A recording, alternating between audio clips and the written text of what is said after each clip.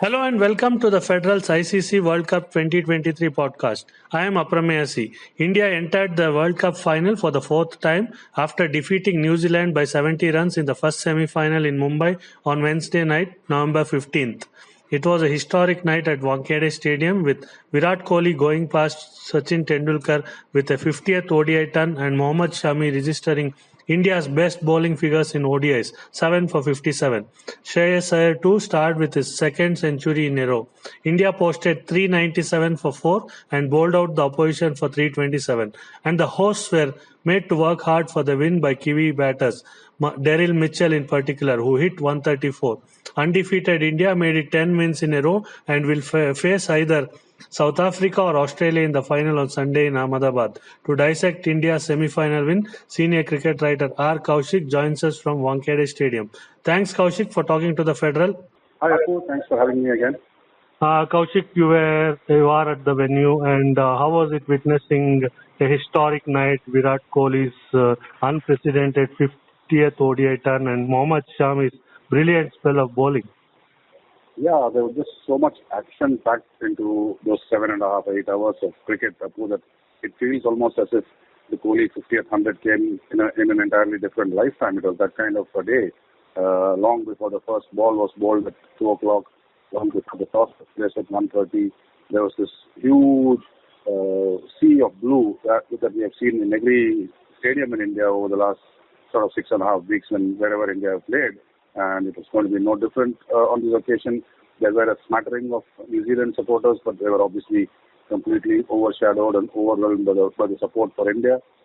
And once Kane Williamson called wrong at the coin toss and Rohit Sharma won the toss, and obviously batting first was a no-brainer here because Williamson said he would have done the same thing had he won the toss. It becomes a little more tricky to bat under the lights against the two new balls, and with the kind of pace attack that India possessed, any score on the board was going to be a challenging one. But once they blasted away to 397 for 4, there was only one winner. Yes, there were a few hiccups, if you like, a few anxious moments, probably more in the stands than out in the middle when Daryl Mitchell and Kane Williamson were in the middle of a fantastic partnership. But it was always going to be a matter of one wicket because the required rate was just climbing steeply, and something miraculous had to happen for New Zealand to pull the fat out of the fire. Obviously, miracles don't happen every night. Kaushik, we have spoken enough of Mohammed Shami's brilliance. Once again, the moment he came into the attack, he struck. And again, when India was, I would not say in spot of bother, but when the partnership was going on and he came back and again he started taking wickets, he was absolutely brilliant, wasn't he? He was, and it was one of those nights where things didn't really go the way of the Indian teamers. At the beginning of the innings, there was movement for them. Bumrah lost his radar somewhat, sprayed the ball a little bit all over the place. Siraj wasn't at his consistent best, and that's when you need your most experienced bowler to step up. And Shami was brought on early into the attack by Rohit Sharma and delivered with a wicket in his very first delivery. He got a wicket in his second over, and Rohit used him also very nicely, very judiciously. As this partnership that we are talking about was mounting 181 runs, it was up to Shami again to provide the breakthrough that Rohit turned, and he obliged with the wickets of Williamson and Tom Latham in the same over. And once those 2 wickets fell in the space of 3 deliveries, it was always going to be an uphill task. The beauty of Shami is that once he gets on a roll, then he becomes practically unplayable. This was an excellent surface for batting. Before the start of the match, there was a controversy today about how the pitch was shifted at the last minute, and I do not think it was shifted at the last minute. You cannot change a pitch at the last minute in any match, and especially in a match as high profile as the World Cup semi-final. It is just that this pitch was used earlier in the tournament twice, but on the evidence of what we saw today, nearly 700 plus runs scored, 3 batsmen scored hundreds. There's nothing wrong with the surface. It's just the quality of the Indian side, both with the bat first and then with the ball, led by Shami, like you rightly mentioned. He's only played 6 matches in the tournament and he's got 23 wickets, which is the highest in the competition. It's his third 5-wicket haul. Best figures by an Indian in ODI cricket. It's a great night for Shami. It's a great night for India. And Kohli as well, he went past Sachin's one more record, that is 673 runs in one World Cup. Now he has 711, Kohli, first batsman to score way in excess of 700 in one World Cup. Exactly. I mean, you look at the way his career has progressed, and he's had very few downs, if you like. That's why the 3 year stretch when he did not get 100, it just gets so magnified and so exemplified. But that's what happens, because you are often victim of your own standards. And since he got the 100 last year against Afghanistan in the T20 tournament in T20 Asia Cup in the UAE, he's just been on a roll. And this third 100 of the World Cup, like you said, 700 plus runs, the first time somebody's got to that mark, 50th 100 in front of Tendulkar, who is his hero and his idol. Tendulkar came down at the break to congratulate him and hug him. And it was David Beckham who was present in the audience, or Sir Viv Richards who was present in the audience. And to be able to pull off something this spectacular in a setting like the Wankhede Stadium on a stage such as the semifinal of the World Cup just goes to show what Kohli is made of. Williamson came to the press conference and spoke about Kohli's greatness and how he's looking even more of a threat now than when he was a couple of years back. And he says that's a scary threat for oppositions all over the world. And just the hunger and the intensity with which he has played his cricket for all 15 years since he made his debut in 2008, that's just fantastic. And how can we forget the way Rohit Sharma has been providing those starts for India, and even today he made 29 balls 47, and Shubman Gill was 80 not out. In between he had to retire hurt, and Rohit has been exceptional throughout the tournament. He has, and that's what happens when you have a captain who not only lays down the style of play, but who takes it upon himself to show the rest of the guys the way. And throughout this tournament, Rohit has been singularly unselfish. He's not bothered about what score he's got. The one thing that a lot of the guys in the team have spoken about is clarity of role. And Rohit knows exactly what his role is, because he's the one who has defined his own role and the roles of the other people. And to him, it doesn't matter if he gets a 50, 60, 80, 100. He's not after milestones. His job is to get the team off to a cracking start.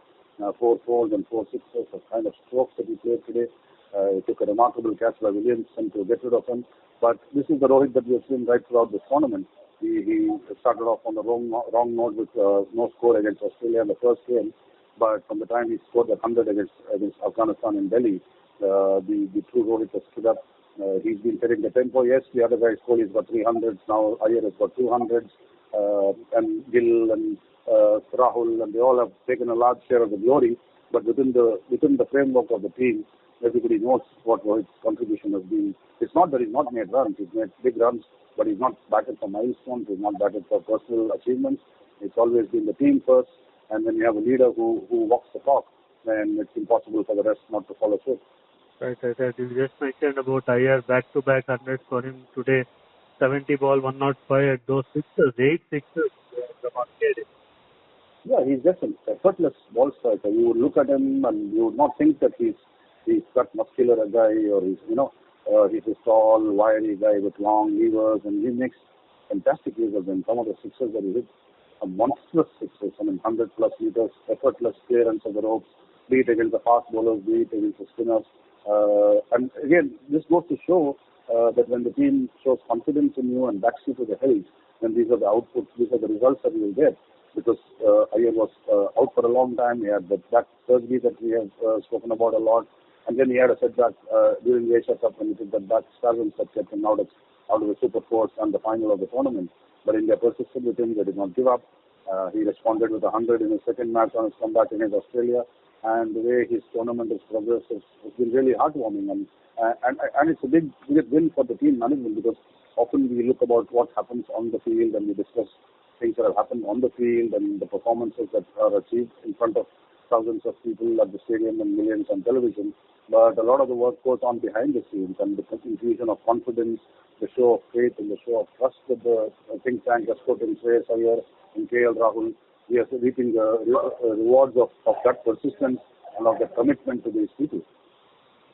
Kaushik, one last question. The big final on Sunday at Ahmedabad, and tomorrow we have the second.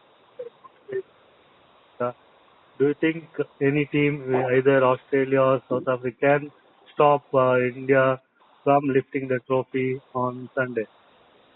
Right. Cricket's a funny game. There are no guarantees for anything. Australia won the title 5 times. There's a reason why they are consistently there in the big tournaments and why they are able to seize the moment. South Africa have never made a final. They lost in the semi-final 5 times. Right. So first, they won't be thinking about India at the moment. Their first thought will be to how best they can get the better of the opponents on Thursday. And once that is over, then the focus will shift to the final. Both are strong sides, but as we have seen in this tournament, India has defeated both of them with a reasonable degree of comfort. India's first opponents in the tournament were Australia. Who knows if Australia could still be the last opponents in this tournament as well. 10-match winning streak, things going their way. India haven't chased for a while. The first 5 games they chased, the last 5 games they won batting first. So there are so many factors to consider. What is the kind of pitch that you're going to get? But again, as we discussed at the end of the last game in Bangalore, I would like to say again that if India play their best cricket, and whether it is Australia or South Africa, if they play their best cricket, I can't see anybody defeating India. Right. On that note, thanks a lot, Kaushik. We look forward to hearing your thoughts on Sunday. Hopefully, India can be on the winning side.